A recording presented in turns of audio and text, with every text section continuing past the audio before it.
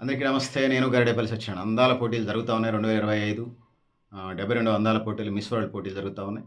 దీనికి ఇప్పటికే అనేక 120 దేశాలకు సంబంధించి సుమారుగా 109 నుంచి 111 దేశాల యొక్క ప్రతినిధులు ఇప్పటికే పాల్గొన్నట్టుగా చేశాం. మనం అప్డేట్స్ చెప్పుకుంటూనే వస్తాము. సో, క్వార్టర్ ఫైనల్స్ అయిపోయి సెమీఫైనల్స్‌కొచ్చారు. క్వార్టర్ ఫైనల్స్‌లో ఖండానికి అంటే 7 ఖండాలున్నాయి.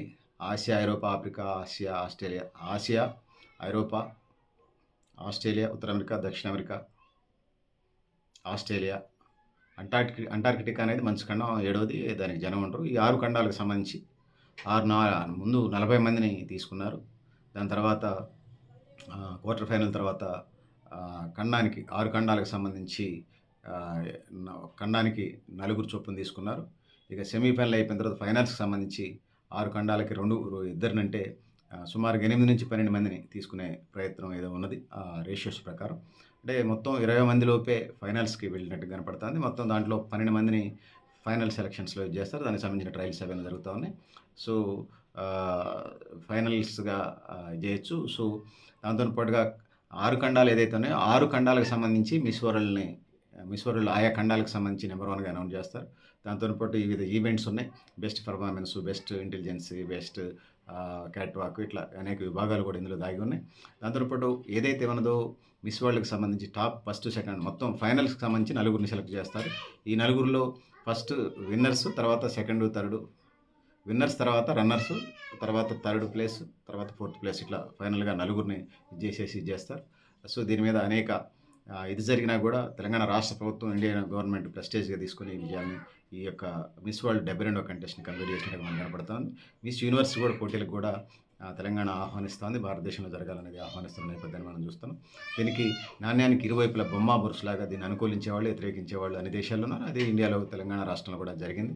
సో, ఏదేమైనా అదొక ఉపాధి రంగంగా, అదొక బ్యూటీ పార్లర్ రంగంగా ఇవాళ రాణిస్తూ ఉంది అందానికి సంబంధించి. సో, దాన్ని అంగట్లో సరుకులాగా మహిళలను చూపించొద్దని వ్యతిరేకించేవాళ్ళు.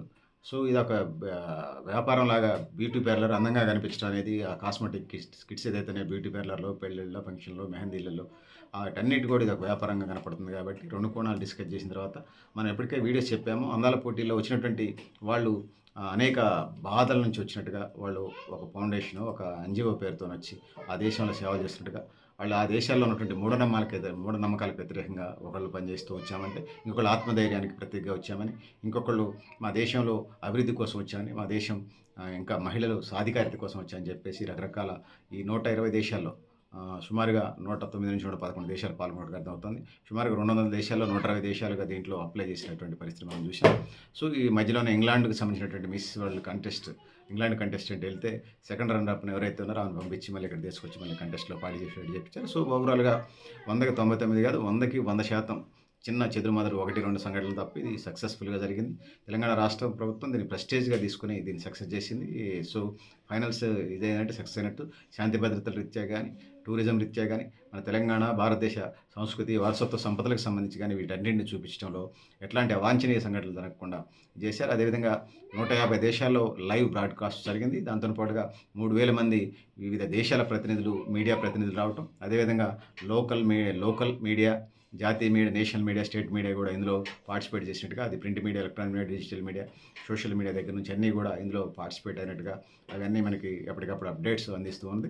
సో, అనుకూలించేవాళ్ళు, వ్యతిరేకించేవాళ్ళు ఎప్పుడూ ఉంటారు. వాళ్ళని అట్లుంచండి. గతంలో చర్చించాం, మళ్ళీ సందర్భం వస్తే చర్చించుదాం. సో, తెలంగాణ రాష్ట్ర ప్రభుత్వం అత్యంత ప్రతిష్టాత్మకంగా టూరిజం డెవలప్మెంట్ చేసుకుంటాం. అదేవిధంగా తెలంగాణ వారసత్వాన్ని, హెరిటేజ్ అండ్ కల్చర్, చరిత్ర, సంస్కృతి, సాంప్రదాయాలని ప్రతిబింబించే విధంగా ఆ విధంగా చేశారు.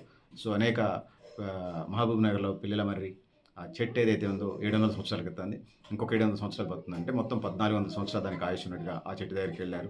ఇంకా మన హైదరాబాద్లో ఉన్నటువంటి లేకపోతే 1000 స్తంభాల గుడి, వరంగల్ హన్మకొండకు సంబంధించిన గుళ్ళు, అదేవిధంగా హైదరాబాద్లో ఫేమస్ కలిగినటువంటి చార్మినార్ లాంటి అట్లా అనేక మైదానాలకి, ఇట్లా అనేక ప్రాంతాలకు సంబంధించి మన టూరిజాన్ని డెవలప్మెంట్ చేసుకోవడానికి తెలంగాణ ప్రభుత్వం తన వంతు ప్రయత్నం చేస్తూనే ప్రోగ్రామ్ ఏదైతే ఉందో 72వ మిస్ వరల్డ్ కంటెస్ట్ సక్సెస్ చేసే వైపుగా సక్సెస్ చేసిందని చెప్పొచ్చు. తెలంగాణ రాష్ట్ర ప్రభుత్వానికి ఈ సందర్భంగా కంగ్రాచులేషన్స్ చెప్తూ, పెద్దలారా మిత్రులారా మీరు కూడా మీ అభిప్రాయాలు కామెంట్ బాక్స్‌లో రాని తెలియజేస్తూ, నేను గరిడేపల్లి సత్యనారాయణ, న్యూ లక్ష్య ఆర్గనైజేషన్. Thank you.